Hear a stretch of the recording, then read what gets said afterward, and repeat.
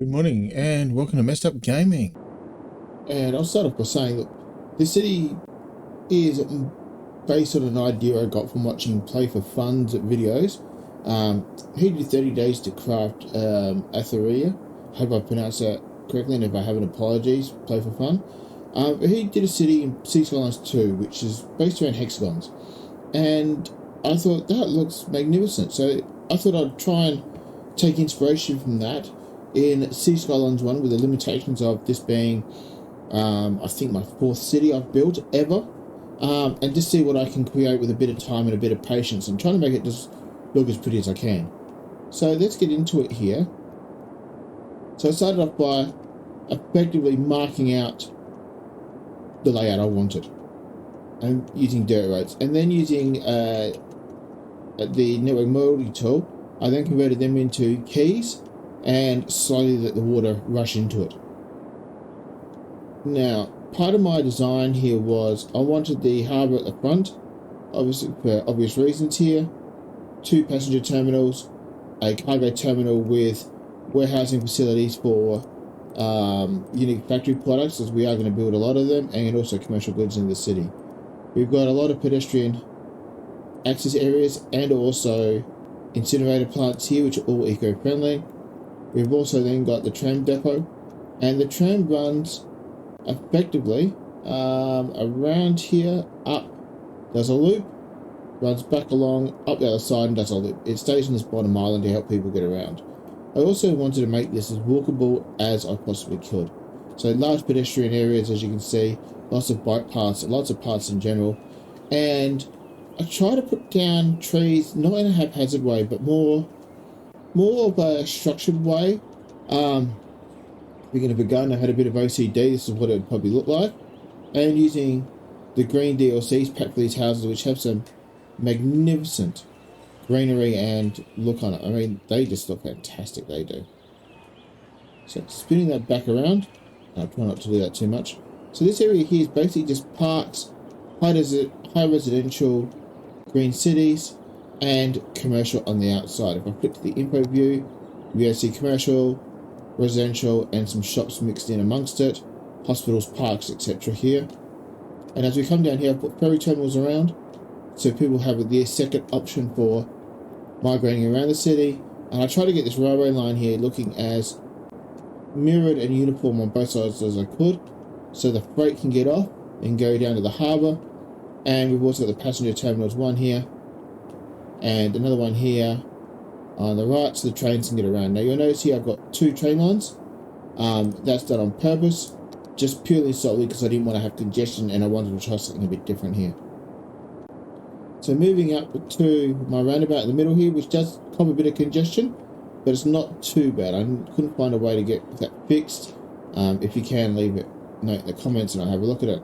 This island here, I just sort of made it pretty with different coloured trees, exploring again what is possible with a bit of uniformity. This main island here, we've got lots of commercial and some residential in a couple of lines through the middle. We've also got through the middle here things like the Expo Centre, the Modern Art Museum, a couple of libraries, and on the other side here we've got our schools in there as well, hospitals and fire stations through here as well. And basically this is the working part of it mainly, with a few high density built in. And again, you'll see we've got the boat museum, and we've got our ferries here that are cranking through people. Moving up to our city centre, I wanted to do the Eden project in the middle to minimise all the pollution on here, along with the observation tower and the winter market, which I think was fairly good. And we'll just pan around a little bit here so you can see how it looks. I try to put in the skyscrapers from the city centre skyscrapers DLC as best I could, to make it look good. And in the end, just to get more people into the island, I did put a couple of bridges in either side. Moving back again, try to make a little park walking trail here, so you can walk from this big city centre island to here and up to our main residential island. So as you can see, a bit of a green belt through the middle. Some areas I have left intentionally empty, because I figured kids would want to kick a football, have somewhere just to go where there's not trees everywhere. Play some sports, fly a kite, that type of thing.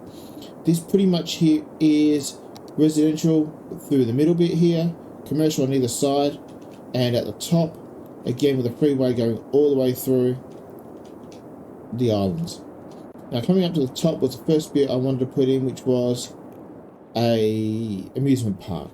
So we've got everything here from the Ferris wheel, the log ride, the roller coaster, the pendulum ride, 2 of those. We've got some booths. We've also got, if I pan to the side, House of Horrors, and this side again another one. And just to try and make it feel kind of cool and kind of funky. And doing the ferry entrance here, a couple of drop towers. This does have the garbage line, only because I don't believe I did put a garbage facility because I didn't want to make it ugly, and I'm dealing with that. I still haven't worked out a way to get around it without linking a road. Now going to the left here, this area here is our farmland. So as you can see, we've got crops, fields. Some I have turned off because I didn't need them running, but more for the aesthetics here and traffic control.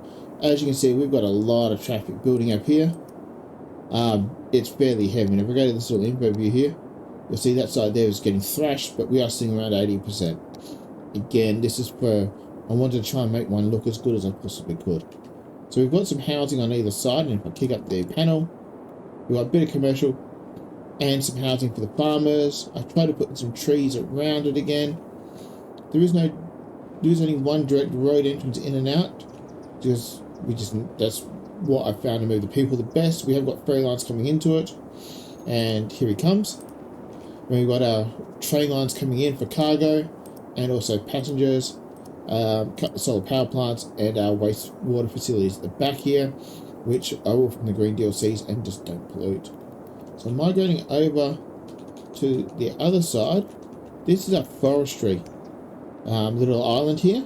So we've got all of our tree plantations, some more of our solar plants. Again, we've gone cargo and railway station, more wastewater, non-polluting, same as these are non-polluting from the Japanese pack, I believe. And we've got our pulp mills, etc., forest maintenance buildings. I think this looks really cool. Again, large log yards not being used, and this side the traffic is under control.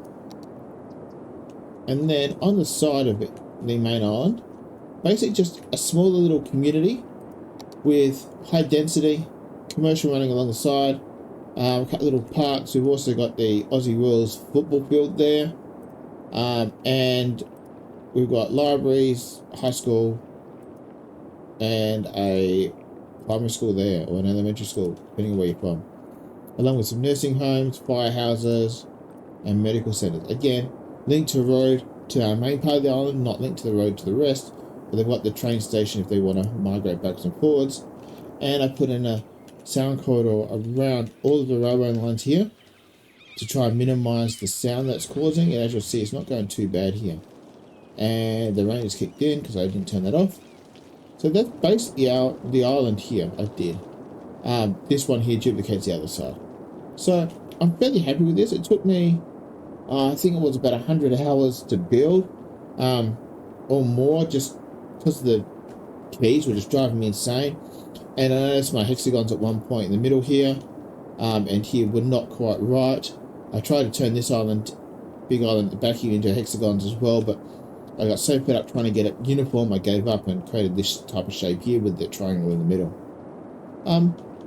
It is self-contained. There's no highway entrances coming in or out, and I'm quite happy with this. Now, the map I did use, and I'm just going to check here on my other screen, is the Gondar Islands map from the Plaza and Promenades DLC. Also, again, I did load in a ton of DLCs for this just so I could build how I wanted to. There was also a pile of mods I chucked in here, obviously, as well, just to get it to the way I looked.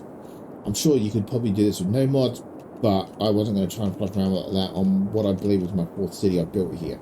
So yeah, let me know in the comments below what you think of this. And look, I'm going to try maybe a circle city next time. Again, play for fun. Definitely did a couple of circle cities, and I've taken a bit of inspiration from that for how I build up my next one. Just need to see if I should bite off too much in my 5th city or not. But yeah, I'm understanding this game quite well now. It's pretty simple once you get over the fact that people need to walk or ride, not to drive, and your roads are okay. And then it's just a matter of supply and demand, which to me makes quite a lot of sense. But yeah, 105,000 people, we're making 90 grand a week. It's a great little city, it works. I'll throw this map up on their Steam Workshop with a list of the mods I used, if I can dig them out of my list. And yeah, thank you all for watching, and we'll see you next time when I come up with another idea, maybe a circle city. So, thanks for watching, like and subscribe as always, and have a great day.